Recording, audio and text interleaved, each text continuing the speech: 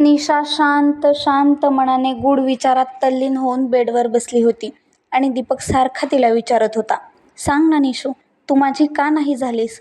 माझं काही चुकलं होतं का? सगळी परिस्थिती तर अनुकूल होती, तरीही तू का अशी प्राशांत हृदयी झाली ग? नियतीने माझ्या रजनीला माझ्यापासून हिरावून घेतलं आणि तू माझ्या आयुष्यात आली. तुझ्याशी ओळख झाली, सलगी वाढली. वाटलं माझ्या कोणत्या तरी पुण्यसंचयामुळं देवाने माझ्या आयुष्यात तुला पाठवलं. तुझ्यासोबत जगण्याची मी स्वप्न रंगवू लागलो. पण माझी स्वप्न दिवास्वप्नच ठरली ग. दीपक बोलत होता आणि निशा ऐकत होती. त्याच्या प्रश्नांची काय उत्तरे द्यावी, कुठून सुरुवात करावी, तिला काही सुचतच नव्हतं. तुमचं काहीही चुकलं नाही. चुकलं ते माझंच. माझेच विचार कुठेतरी तोकडे पडले असावे. म्हणून ज्या विचारांच्या ट्रॅकवर तुम्ही धावत होते, त्या विचारांच्या ट्रॅकवर मी नाही चालू शकले. निशा गहिवरल्या कंठाने म्हणाली.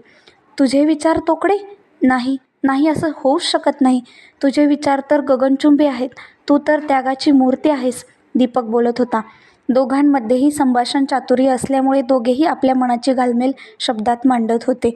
पण आता दोघांनाही कळून चुकलं होतं की आता आपण आपली बाजू कितीही चांगल्या प्रकारे मांडली तरी आता हा संवाद निरर्थकच आहे.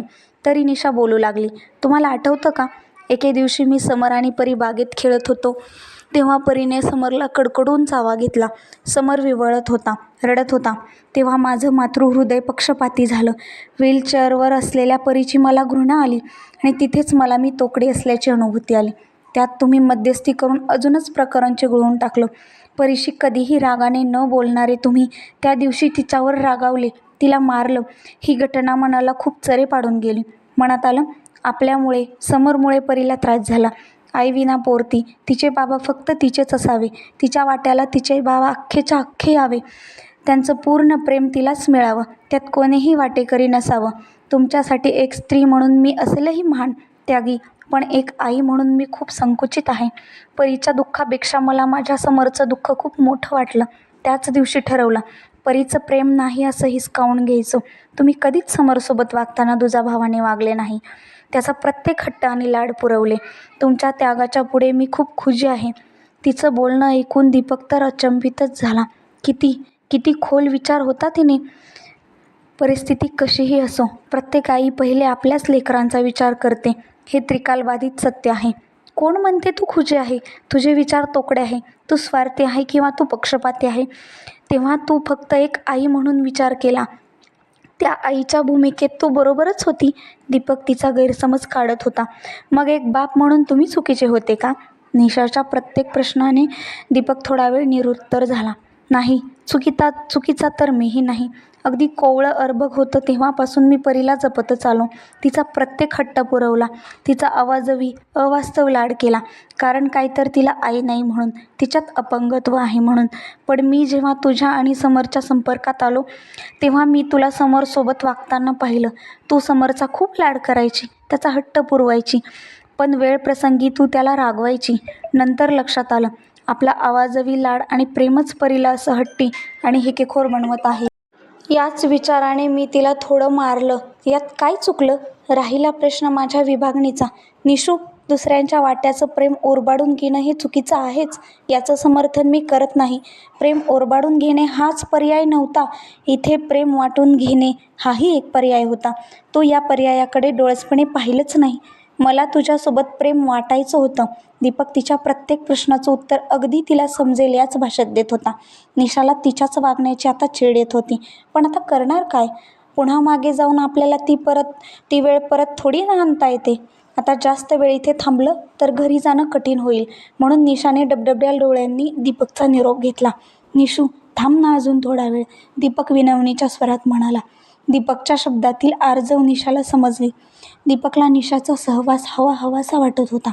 तिच्या सहवासात तो रमत होता. तिचा सहवास त्याला जगण्याची उर्मी देत होता. त्याची आर्जव ऐकून निशांचे पाय स्थिरावले आणि मन तिथल्या तिथेच घुटमळू लागलं. ती पुन्हा दीपकच्या शेजारी बसली आणि दीपक तिला निहाळत होता. या विचारातून बाहेर पडण्यासाठी निशाने विषयांतर केलं. आता एक जबाबदारी राहिली. ती जबाबदारी पार पडली की मी मोकळी. निशा आपला पदर सावरत म्हणाली. हो, समरचं लग्न ना? दीपक म्हणाला. तिला माहीतच होतं. न सांगताही माझ्या मनातलं ओळखणारा मनकवडा म्हणजे दीपकच. हो, माणूस आयुष्याच्या शेवटच्या श्वासापर्यंत जबाबदाऱ्यांमधून मुक्त होत नाही निशू. दीपक बोलता बोलता तिच्या भेदक नजरेत पाहत होता. तिचा निरागस चेहरा न्याहाळत होता. त्याच्या मनात आलं, तिचा तो निरागस चेहरा आपल्या दोन्ही हातात धरावा आणि त्याने लगेच आपल्या विचारांच्या तंद्रीबाहेर आला. निशा म्हणजे प्राजक्ताचं फुलच जणू. जसा प्राजक्त नाजूक, कोमल, तसंच काहीसं. प्राजक्ताच्या नाजूक फुलाचं सौंदर्य पाहता फूल उचलणाराही ते अलगद उचलतो. दीपक तर या प्राजक्ताचा दिवाणा, मग तो कसा काय या प्राजक्ताला कुस्करणार? आयुष्याच्या प्रत्येक चढ उतारात तुम्ही मला सोबत दिली, दुःखाचे डोंगर चढण्यासाठी आधार दिलात. आता शेवटची ही एकच इच्छा आहे, समरसाठी एक चांगली मुलगी शोधून त्याचं लग्न करून द्या. निशा विनवणीच्या स्वरात म्हणाली. समरचं लग्न? तर तू नाही सांगितलं तरी मी पार पाडणारच आहे, त्यामुळे तू काळजी करू नको. दीपकने निशाचा नाजूक हात हातात घेतला आणि म्हणाला. निशा शहारली. तिच्या मनात भावभावनांचे असंख्य तरंग उठत असतानाही तिच्या चेहऱ्यावरचा संयम पाहण्याजोगाच होता. कितीही वेळ थांबलं तरी घरी जावं तर लागेलच, निशा उदास स्वरात म्हणत. निशा तिथून उठली आणि डबडबलेल्या डोळ्यातील अश्रू लपवत बाहेर निघाली. दीपकही दारात आला आणि ती दिसेनाशी होतपर्यंत तिच्याकडे पाहत राहिला. पण निशाने मागे वळून पाहिलं नाही, कारण तिला आपले अश्रू दीपकला दाखवायचे नव्हते. जड अंतःकरणाने निशा घरी आली. ती घरी आली तेव्हा चांगलंच अंधारून आलं होतं. दारात सासूबाई उभ्याच होत्या. त्यागाच्या या महान मूर्तीकडे पाहून त्यांची अंधुक नजरही तिच्यापुढे नतमस्तक झाली होती.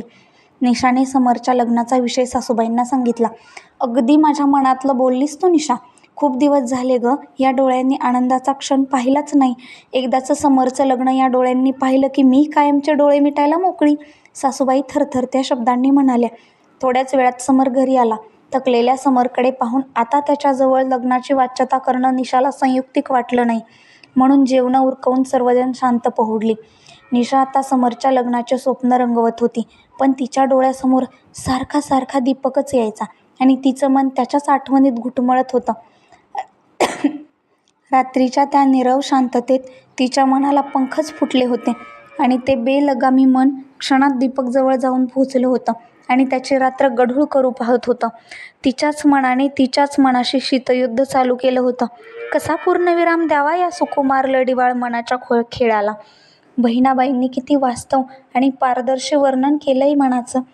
मन वढाय वढाय उभ्या पिकातलं ढोर, किती हाकल हाकल तरी येतं पिकावर.